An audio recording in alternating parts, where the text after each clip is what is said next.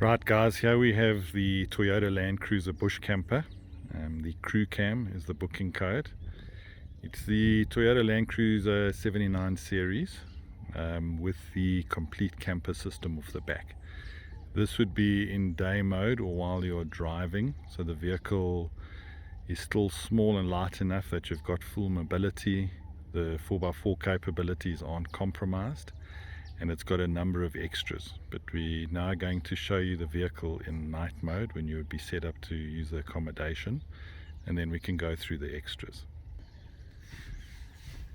Okay guys, so we've opened this up into night mode. So once again, this is the CruCAM Landcruiser Bush Camper, only suitable for 2 packs, so 2 people. Very comfortable vehicle, got a lot of extra accessories, but we're going to run through it now. Here you can see on the left hand side the table and the chairs and just a little bit of their kitchen equipment. The table stows away nicely just above the cab, and those chairs fold up nice and small. Okay, so as we approach here, we're just going to just come up to this hatch over here. You've got 2 40-litre fridges on this vehicle, both running off their own battery. Vehicle has solar power on top as well as charging through the alternator. You've also got a 220 volt connection, the right here, so you can connect where power is available at a campsite.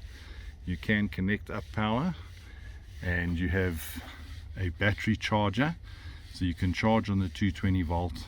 You also have an inverter, so you know whether you in a campsite and you need 220 volt, you can always, using the inverter, use the plugs on 220 volt for charging camera equipment, laptops, anything like that. So we move across to a very neatly set up electronic system here. You've got your fuses on the left there, and you've got your various switches, so you can isolate all the accessories, your fridge 1, fridge 2, charger, inside and outside lights, water pump. This has got a 100-litre water tank with its own, with a pump inside, so you've got good water pressure, and again you would just run it off here, off these switches.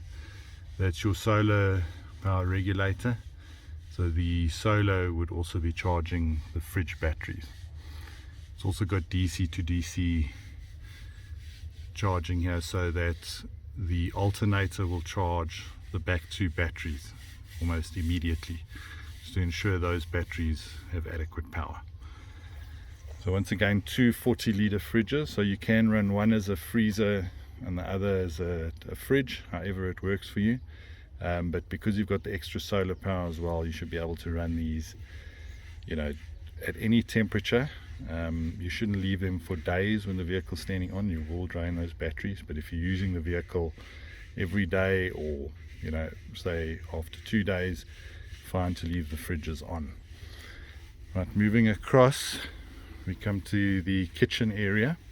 So there's quite a lot of extra storage space here where you can put some of your supplies, and it closes up nicely once it's, you know, just folds in, and you can lock this whole area. Here's a double cooker plate stove. You've got your plates, cutlery, you know, mugs, glasses, number 10 black pot there for cooking, smaller pots, kettle, so all of your kitchen equipment is provided. Even dishcloths, oven gloves, those sort of things as well. The cooker top then runs off, you've got 2 gas cylinders off the back of the vehicle, so you have an extra one, and then you can run your gas stove off this, so that should supply you enough gas for, you know, quite a long trip, depending how much you're using. There's a spare wheel braai grid, so if you're cooking off the fire, you can use this as a sort of a cooking plate or as a braai grid.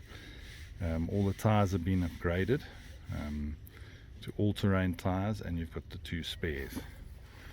Coming around to the back of the vehicle, when you look in here, you can see it's quite nice and spacious, easy to climb in here, good headroom. You've got wardrobe space here, or cupboard, so you don't have to live out of the bag, you can unpack your bag. So very important vehicle, rather take a soft bag suitcase that you can just fold up and stow away somewhere. There's the small ladder if it's needed for putting up or down tents or anything, and some storage stuff off the back here. Obviously there's lighting inside. We're going to just climb up inside here and have a look at the bed. So the new tent has got more headroom, more space inside, very comfortable. This is on now the latest bush camper spec. The tent was the biggest improvement.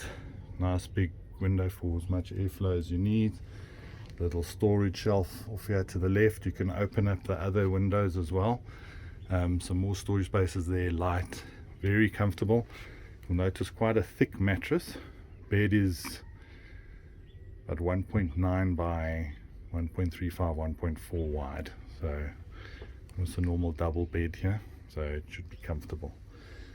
Coming down here, you got an extra plug point as well, and pretty much everything you need. Very comfortable sleeping space, which is always important when camping. Okay, so as we come out the back of the vehicle, we come round past the second spare. Now on this side you've also got another fridge.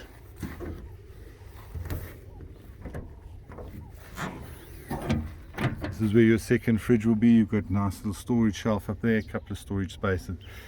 So you've got some space around. That's where you would fill your water tank. As I said, it's over 100 liters, so you should have adequate water for quite a long trip. Moving across, this vehicle has got a geyser. So in this second hatch on this side, it's a geyser and a shower. Your shower enclosure sits up here. You zip it and then you can fold it. If there's people around, you can set up your little shower enclosure, and then you've actually got hot water as well. Another nice feature on this vehicle. Only vehicle we supply with a geyser. Okay, just another feature to show you on here. Okay, well there you can actually see the snorkel. So these vehicles are, really the ideal vehicle for Botswana, where you may encounter water crossings in the delta or something like that. It's also got a bull bar winch on the front, and they're also completely mechanical. This particular model being the 4.2 diesel. It's one of the big reasons why we use them. Not sensitive to diesel quality if you're traveling across border, and you've got the snorkel also with it being mechanical diesel. Not many electronics that water can get into, so it gives you a little bit more flexibility in an area like the Okavango Delta. Just coming inside the vehicle, power steering, all your normal 4 high and low, front diff lock, rear diff lock, so it's got very capable 4-wheel drive system. There's your winch control in the middle, but a nice little feature, because this is just a single cab, takes 2 seats. You have this little storage hatch, so you open the window of the back of the cab, and then on the camper itself is a nice storage area which closes with this little door over here. Now that's also not a storage area that anyone's going to pick up easily, so it's probably a nice hiding place as well. But the main reason, you've got camera equipment, anything extra that you want to take out of the cab while you're driving, you've got extra space, jackets, binocs, anything like that.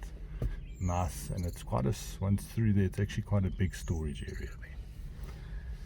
Right, so that's the Landcruiser Bush Camper, the latest one. I know many people are traveling in it. We have fantastic feedback on these vehicles. Very reliable vehicle as well. Look forward to seeing you out in one of these.